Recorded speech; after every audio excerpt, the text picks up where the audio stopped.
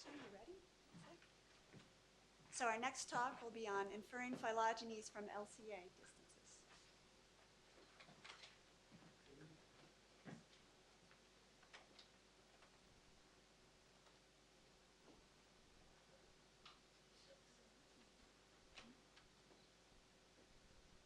Okay,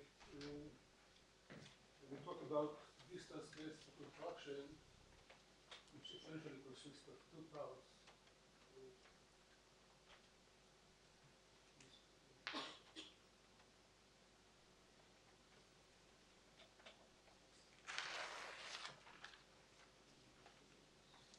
It's the white button at the top. Small white button.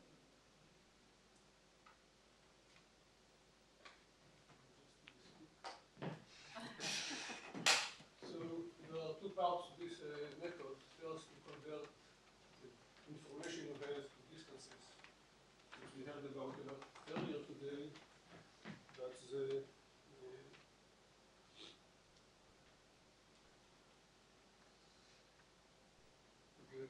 thing we will focus in this talk, I will focus in this talk, is the second part.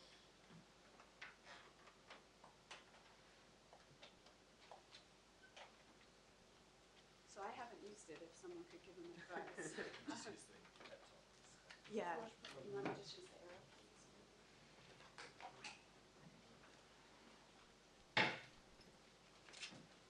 So there are natural requirements for distance-based construction. First of all, you want it to be consistent.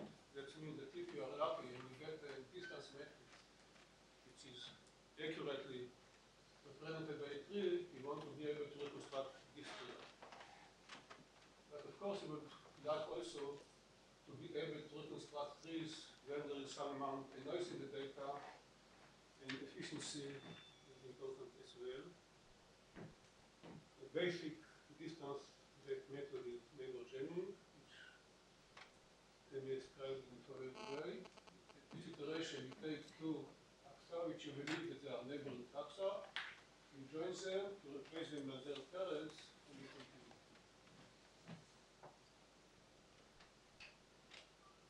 And then you have a smaller set of taxa and a smaller matrix. And there are two basic components in this method. It's iteration, where the selection method, where you select neighboring taxa. And consistency means that you should select the right taxa that is cherishing the real tree if the input is additive. And the other requirement is that when you make the reduction, you should be able to reconstruct the reduced tree from the reduced matrix. Very basic requirement. Now, maybe the Z neighbor chaining algorithm, theta neighbor chaining, is characterized by this selection formula, which looks a bit cryptic, but it is consistent, known to be consistent. And not only known to be consistent, it's considered very robust in practice. We do select the correct tree equal to randomized. Its time complexity is not optimal, but it's not too bad. And it's quite popular, as this figure shows, and as you can know if you heard the other talks in this conference. And actually, we are motivated by the basic question, why this neighbor selection criterion is so good. But maybe there is some simpler and preliminary question, do we really need this selection criterion to find neighbors? Are there simpler criterions which can do the same way?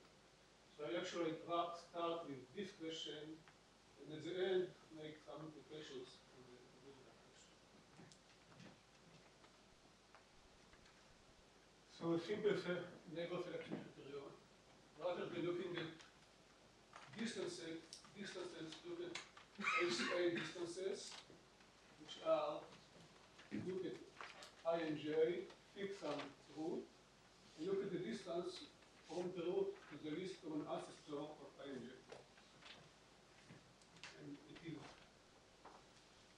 not hard to see that if you select two neighbors which maximize this measure,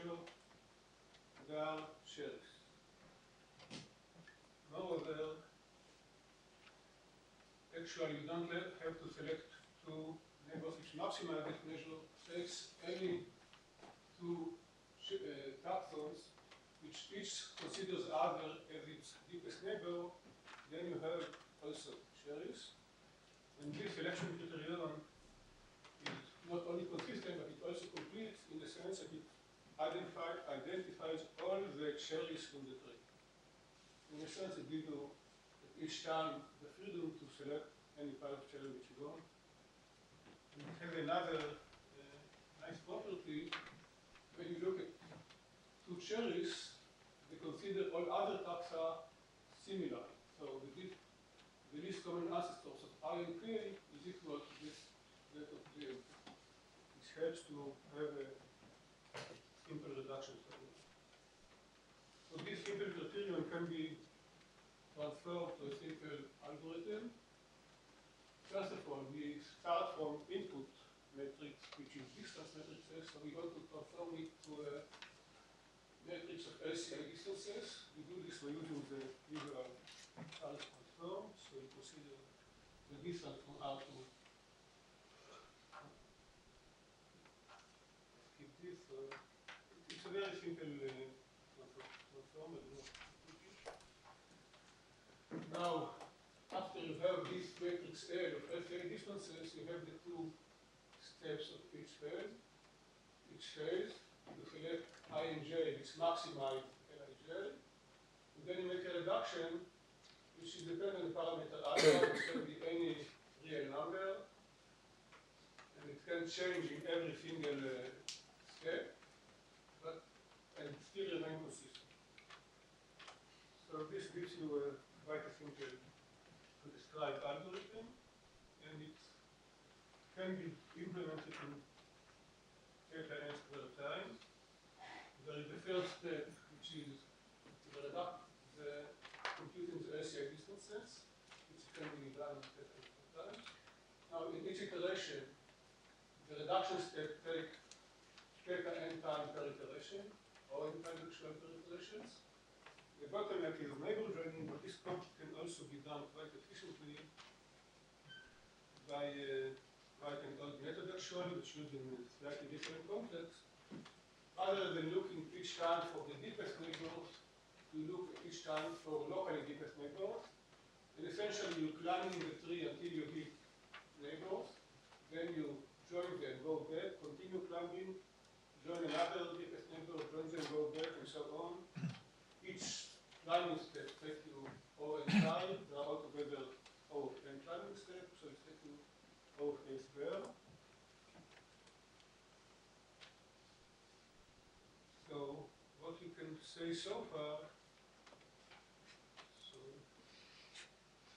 I can ignore the picture for the minute. We have a simple and intuitive consistent neighbor selection criterion, which can be implemented with optimal time complexity, and specifically faster than NJ.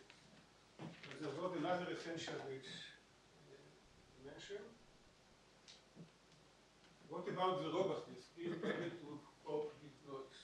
So there are two criteria, very basic criteria, which I want to discuss. Being able to construct volume edges and Addison's edge construction radius, which we have described shortly. So what is a Bunneman edge? I guess everybody knows, but I still repeat it. You have a distance matrix D, and you have an edge E.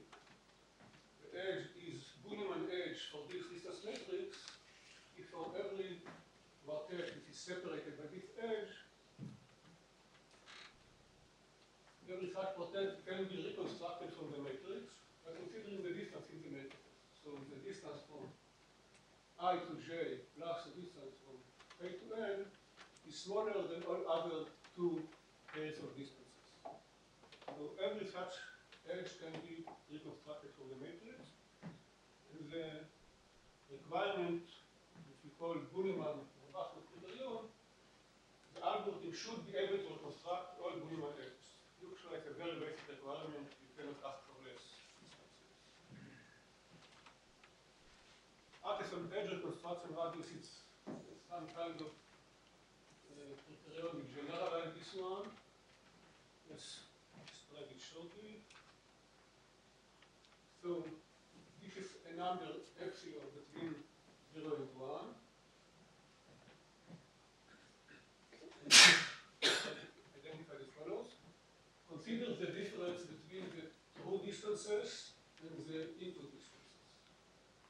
And if this difference on all entries is smaller than epsilon times the weight of E, this is the weight of E. You know it should be smaller than this time, which is epsilon times the weight of E for all distances. Then the algorithm should correctly reconstruct it. So this E should be correctly reconstructed. Don't know about the algorithms.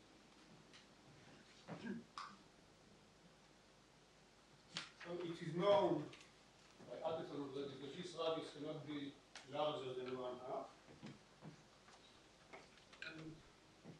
And fact by Atherton that connects the two criteria is that if the algorithm satisfies the Duneman criterion, it has optimal algebra. So let's compare our algorithm with NJ using these criterions. So the algebra constructor's radius of NJ is quarter. Atherton showed that it cannot be more than quarter.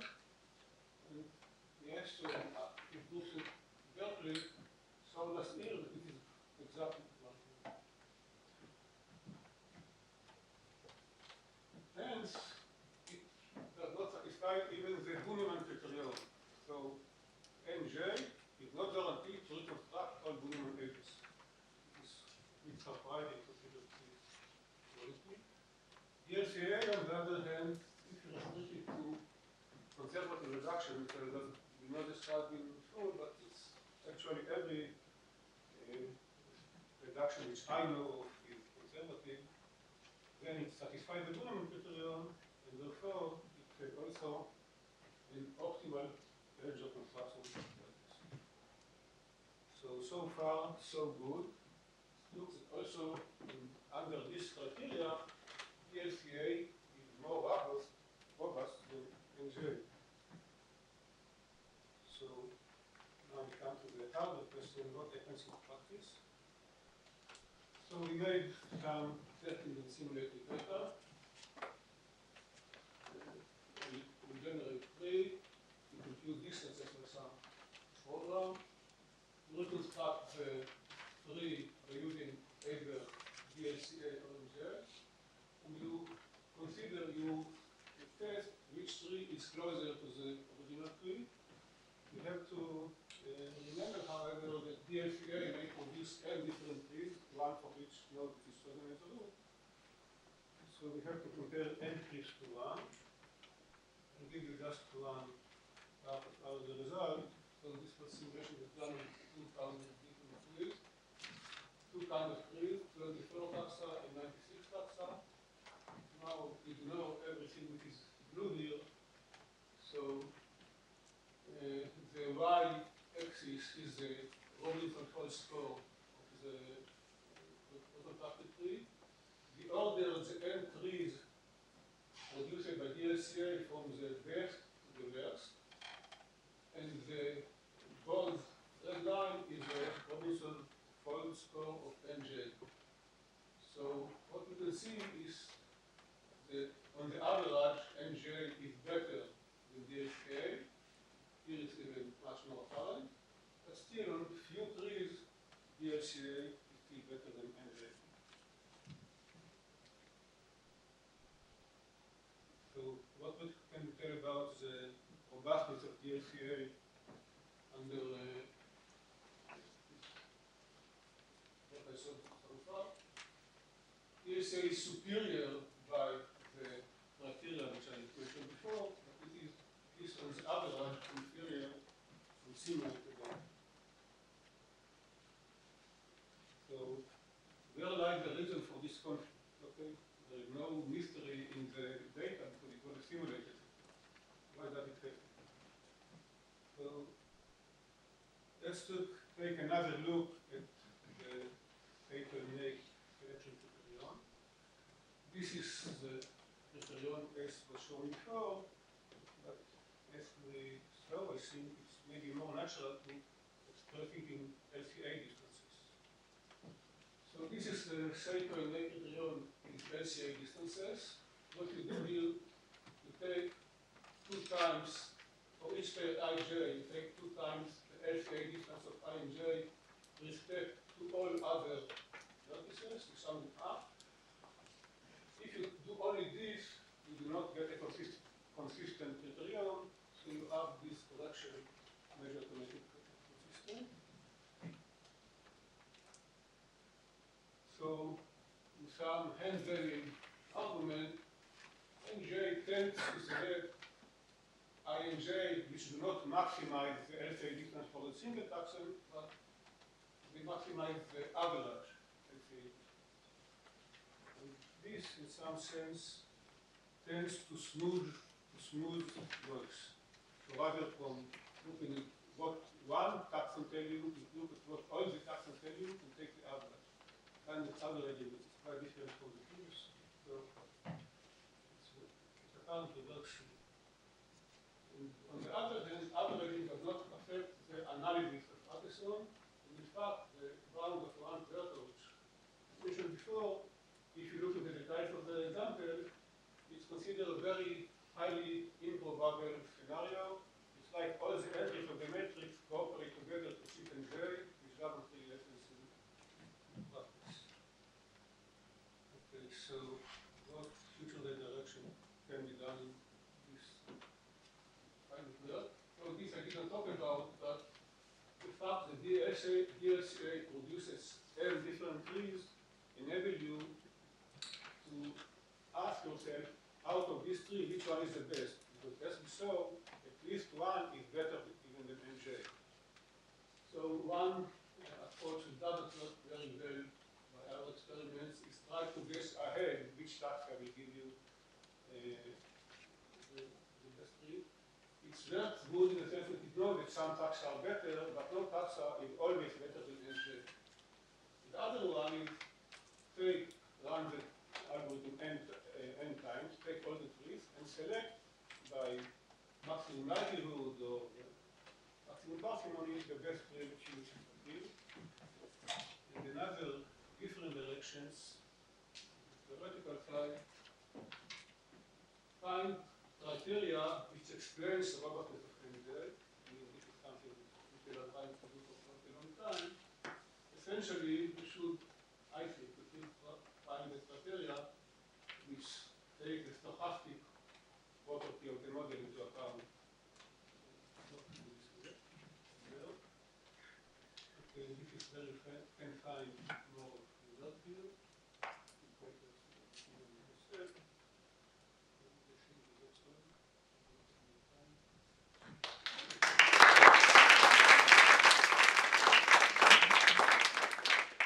Maybe one very quick question? You looked at this formulation that you proposed for BioNJ and Weber?